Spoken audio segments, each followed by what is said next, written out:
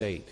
And Sheriff Bradshaw has been a leader in the issues that we're dealing with right here, whether it's what he's done with regard to the issues with regard to mental health and having teams that deal with that, or also already having a hotline, web app, a website that people can anonymously provide tips to make sure this never happens again. So I want to thank the sheriff for being here. I want to thank the superintendent for being here. The head of schools is also here for the school district and was part of the team that came up to Tallahassee that helped us come up with the right plan to make sure we do the right thing in the state. I'm real honored to be here with Ryan Petty and his son Patrick. Unfortunately for them, they lost a loved one. Their 14-year-old daughter and sister, Elena, was unfortunately at the school that day. Patrick goes to the school. He's a junior there. And like some of the other parents, Ryan is going to do everything he can to make sure this never happens to another child. He does not want another family to go through what his family is going through right now. And my goal is, with support all around the state and hopefully around the country, that Florida is the place where parents can say, my child can go to school safely. I know if they go to school in this state, they're going to come home safely. And that's what we want for every one of our kids. I said this the other day. One of the first things I did, I guess it was that night, was called both of my daughters, and I said, unfortunately for you, I have grandchildren. Unfortunately for you, you're going to have to teach your children about active shooters. My generation, we didn't have to worry about that. We had other issues, but we didn't have to worry about that. It is tragic what happened in Parkland. 17 family members lost their life in a senseless act. It was pure evil. It was horrific. And you can't imagine what these families are going through right now. Florida has changed. I think this country has changed. We've got to do everything we can to make sure that this never happens again. I've had the opportunity to sit down. We had working groups in Tallahassee with law enforcement, with educators, with mental health professionals to come up with a plan that would completely change the direction of the state to make sure our schools and our students are safe. I've met with families that have lost their loved ones. I've met with students that are very active. I've met with teachers. I've met with parents. I think everybody's saying the same thing. We have got to make a change. We cannot take a chance that this could ever happen again in our state. I'm working with the legislature. We are in our last, it's supposed to end next Friday. My goal is by next Friday that we have major reform in the state. And that's why with the input I received from all around the state, I put out a plan on Friday that will be a significant change and hopefully do everything we can to make sure this doesn't happen again. The reforms in my plan will make it virtually impossible for someone dealing with mental illness or somebody that's threatening others or threatening themselves will have access to a gun, and they shouldn't have access to a gun. I don't know anyone that believes that an individual like that should have access to a gun. My plan is a $500 million investment by the state. The first thing people say is, do we have the money? I walked in, this is my 8th and last legislative session as governor. In contrast, my first year, we had a $4 billion budget deficit. This year, I walked in with projected $3 billion more of recurring revenues over recurring expenses. And since then, our revenues have come out that it's estimated their revenues are up, I think, close to $500 million. So we have the money. We have to spend the money to make sure we do the right things here. I want to increase the collaboration between sheriffs, local police, in the case of a place like Palm Beach County, the police that work out of our school district, our schools, our Department of Children and Family, and Department of Juvenile Justice. I want significant law enforcement present at every school in the state. No ifs, ands, or buts about it. We have to have law enforcement present at each and every public school that we have in this state. And we have the resources to be able to do that. We need to make significant investments in school safety, metal detectors, bulletproof glass, steel doors, upgraded locks.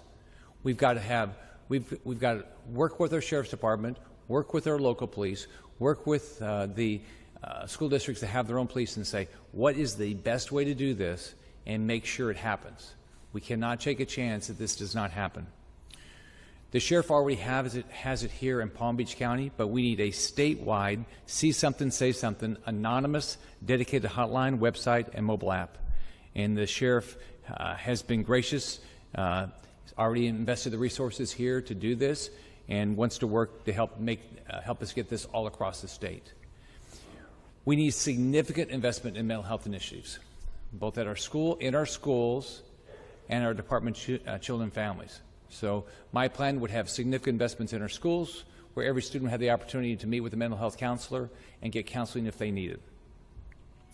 I want to do similar to what the sheriff has done here. I want a DCF employee, somebody that is knowledgeable in mental health issues, embedded in the sheriff's office, so there's better coordination. Now here, Sheriff Bradshaw has already been doing it. My goal is, one, massive changes in school safety. It'd be complete change in how safe our schools are. And it's with law enforcement presence, and it's hardening the schools. Significant more resources for mental health. So somebody that is having issues knows there's somebody to talk to hopefully we can make sure this doesn't happen again. And I clearly want to keep the guns out of the hands of people dealing with mental illness. Somebody that's going to threaten themselves or others. I've had a family member that's had similar issues, and I know it's very difficult, but we've got to do the right thing here and make sure they don't have access to a gun. Again, we have the resources. We've got to have the will to do this. There's nothing more important, I think, right now in our state, probably in our nation, than do everything we can to say this can never happen again. No evil, horrific act like this can never happen again. So I call on everybody, call your House member, call your senator. We have a little over a week left in session. Say this is the most important thing we can get done this year. We have got to make sure we invest the dollars and we have the policies that work to make sure we do everything we can to make sure this doesn't happen again. So now let me introduce Ryan Petty. I had actually had the opportunity to meet Ryan and Patrick last fall after Hurricane Irma. They and their church went around the state, and Elena did. I didn't meet her that day, but Elena did the same thing, but they went to places and just tried to help people that were in trouble. And we met in Everglades City, and if you remember, anybody that was helping down there, you were cleaning out 3 foot of muck in homes down there. And their church and others in the LDS community were big helps. I saw them down there. I saw them especially in the Keys, and they were very helpful. So it was an honor to meet them then. It's horrible that we had to meet again on these circumstances, and my heart goes out to their family. But let me introduce Ryan Petty. Good morning. There's about a thousand things I'd rather be doing today than this, but let me say that I'm here today because I want to honor the memory of my daughter, Elena. This is a last service project for her. The governor mentioned her work to help families affected by Hurricane Irma and her commitment to community service. And I'm here to honor her today. This time must be different. After every previous school shooting, we inevitably get mired down in a political debate over the Second Amendment and gun control, and it leads us nowhere. Emotions eventually fade, political will subsides, and we have another shooting. So I'm supporting what Governor Scott's trying to do here, and I thank him for his leadership in trying to change the dialogue to school safety. What can we do? What measures can we take to make sure this never happens again? I want to be the last parent that has to get up and say he lost a daughter in a school shooting. So we need to harden the schools. We need to keep guns away from those that would hurt themselves and others. And we need to support mental health initiatives to get folks that are having these thoughts the help they need. This time must be different. I appreciate the opportunity to speak on that today and honor Elena's memory. Thank you.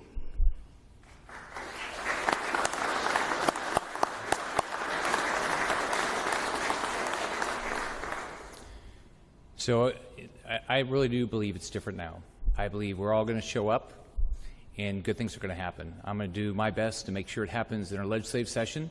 And I think Florida should be the model for the country. So we'll be glad, any of us will be glad to answer any questions anybody has. Governor, you have said you don't support arming teachers, yet that is something that's part of the legislature's plan. Would you sign something that includes that? Well, I'll review whatever, when the bill gets to me, I'll review it at that point. In our meetings up in Tallahassee with law enforcement, the first thing what I heard was everybody says we've got to have law enforcement presence. That's the most important thing. We've got to have individuals that are trained, that have the resources to do their job. That's the most important thing to do. I think that's what we should be focused on. I think teachers should teach. Law enforcement should do their job. I don't know if anybody wants to add anything to that. Agree 100%. Yeah.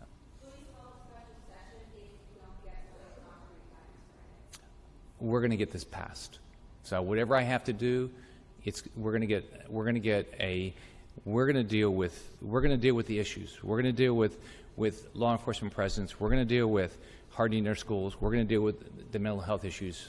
I'm going to do everything I can. Whether we have to do it through a regular session, a special session, I'm not going to let up. Governor. Yep. So as the school superintendent here in Palm Beach County, I agree wholeheartedly with the governor that teachers need to be focused on teaching. There is a major difference between a person who is trained in target practice than engaging in an active gunfight. I heard that right from the mouth of Rick Bradshaw, who I've got great respect for. And so we do not support the fact that teachers should carry weapons in Palm Beach County. As the school police chief, I had a couple conversations with committees at different schools, even one last night, and I echo the sentiment the governor just said, that teachers should be teaching. Law enforcement should be the person being on that campus, performing those functions, building relationships with the students as our officers, our school district police officers do. We build relationships, we help these kids, we mentor them, we counsel them, we provide services, we look for additional services, we utilize the sheriff's office, we have great partnerships. And so if we need assistance with his unit for behavioral health unit, we refer numerous kids to him because he has the capabilities. Will we like those capabilities? Yes, because I think it's a sole partnership to work through it. So I support increasing mental health funding, definitely target hardening. We've been doing target hardening for a long time in the school district, and most definitely having a school police officer on every campus. That's our sole function, to be on those campuses as the sole law enforcement jurisdiction there. So. Yes. Mm-hmm.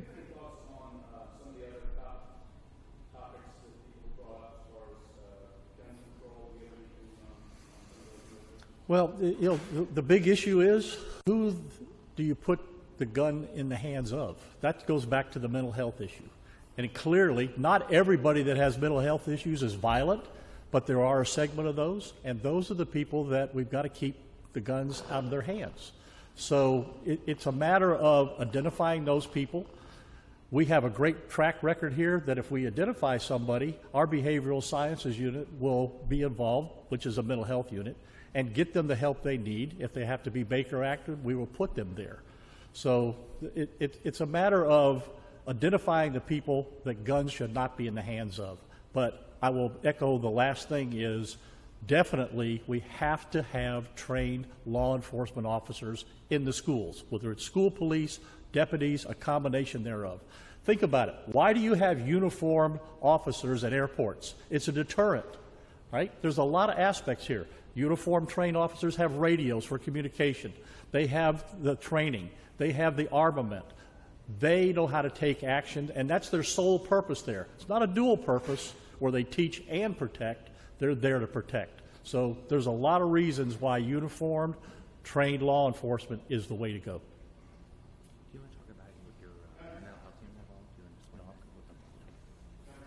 Yes. Are you concerned about municipalities like Coral Gables and Coral Springs proposing their own gun control measures, which would be in conflict with state preemption laws? I understand everybody wants to figure out the right thing to do here. I think there's a lot of things you need to do at the state level. So I believe that, you know, my goal is going to be to try to bring everybody together to have a statewide response to this. So that would be my focus.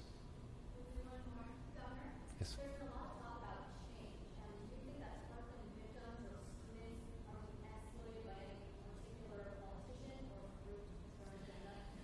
First off, your heart goes out to them. I mean, if you just think about what they went through, some of them, like I visited some of them in the hospital that saw, you know, their friends murdered.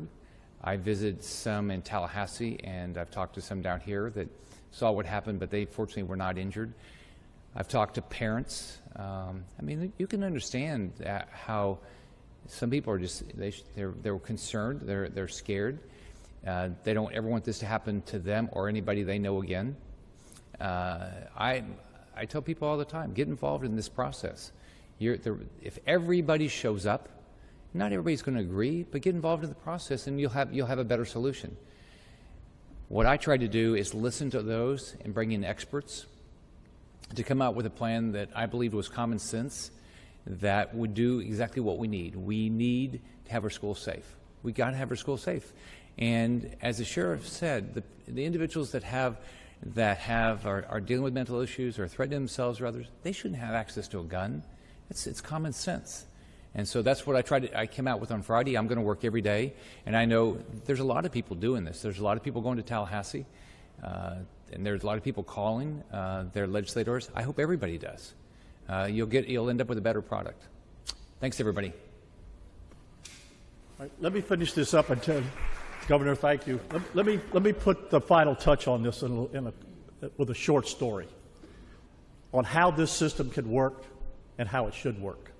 The day after this tragic event happened in Parkland, we got some information that was related to the school board, which came to us through the school police, that there was a 17-year-old that had been expelled from school earlier during the year here, and that somebody had seen this individual with a firearm in his hand, and that he had made some remarks about going back there to finish the job. We were asked to see if we could locate this individual. We did. We located him with his mother. The behavioral sciences unit went there. We were able to locate the firearm, which turned out to be an air pistol, but nobody knew that.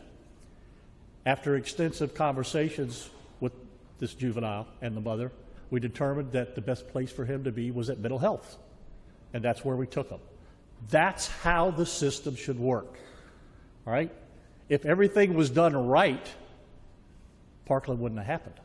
If the information would have got to the right people, maybe that wouldn't have happened. You have to get the information, and then somebody's got to act on it, but they got to have the resources to do that. That's why this app is so important, because that information goes to the school police and then with us, and then we have the resources along with them to act on it and get the people where they need to be. So the system will work, the resources will be there, but you got to take action on it. Now, the second thing you got to do is you got to make sure that everything that you have in place, all your plans, all your policies, the way you want things to happen, that it's the right way to do business. Tomorrow, we're going to make a major announcement here in the morning on how we're going to ensure that what we do is the right thing to do, the proper way to do it, that our policies and procedures are right, that the information transfer is right, and we're going to make sure that everything we're doing is doing the right thing, and if there's any gaps, fill them. And we'll be making that announcement tomorrow. So I want to thank the governor again for being here, along with the school board, police, and the superintendent. And this is going to be a good thing, and I agree with the governor. It's going to get passed, and we're going to move forward. Thank you very much.